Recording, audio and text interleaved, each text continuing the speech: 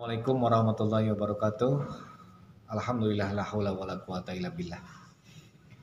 Sahabat-sahabat yang insyaallah dimuliakan Allah, di hikmah sore hari ke-11 Ramadan 1441 Hijriah ini, alhamdulillah kita dipertemukan lagi dan insyaallah semuanya dalam keadaan sehat walafiat, dan mudah-mudahan kita seterusnya dijaga oleh Allah, diberi kesehatan yang barokah oleh Allah Subhanahu wa taala, sehingga Ramadan kita bisa kita tunaikan dengan seluruh aktivitas ibadah yang lainnya dengan lancar dan diberkahi Allah Subhanahu wa taala. Amin ya rabbal alamin. Sahabat, di hikmah sore kali ini kembali saya akan menyampaikan satu bab yang ditulis oleh Imam Ibnu Qayyim dalam kitab Madarikus Salikinnya.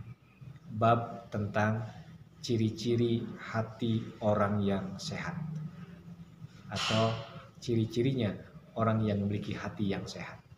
Nah, sahabat-sahabat, kita tahu bahwa organ tubuh yang paling vital yang bisa mempengaruhi semua organ tubuh kita adalah hati.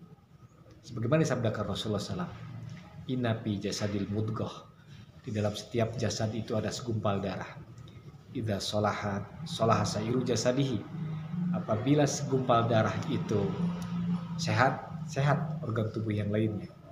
Idza fasadat sairu jasadihi, tapi apabila ruksak segumpal darah itu, maka ruksak pula semua organ tubuhnya. Wahyal kolbu, segumpal darah itu adalah kolbu, atau dalam bahasa kita disebut dengan hati. Hati adalah bahasa Arab yang artinya adalah yang sering bolak-balik atau yang tidak stabil.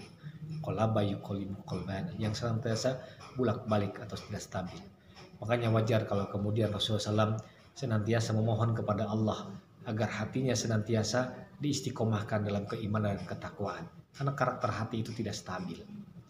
Doa Rasulullah yang sangat populer memohon kepada Allah agar hatinya senantiasa diistiqomahkan dalam keimanan dan ketakwaan adalah, ya muqallibal qulub sabbit qalbi ala dinika, wahai yang membulak-balik hati, kokohkanlah hatiku dalam agamamu.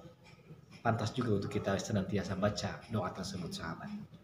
Nah, sahabat-sahabat, Imam Ibnu Qayyim kemudian menyebutkan hati manusia itu terbagi menjadi 3 jenis. Ada orang-orang yang hatinya sehat, ada yang hatinya sakit, dan ada orang yang hatinya mati. Nah, pada kesempatan ini kita akan coba bahas dulu, yaitu ciri-ciri orang yang hatinya sehat. Al-Imam Ibnu Qayyim menyebutkan setidaknya ada 4 ciri orang yang hatinya sehat.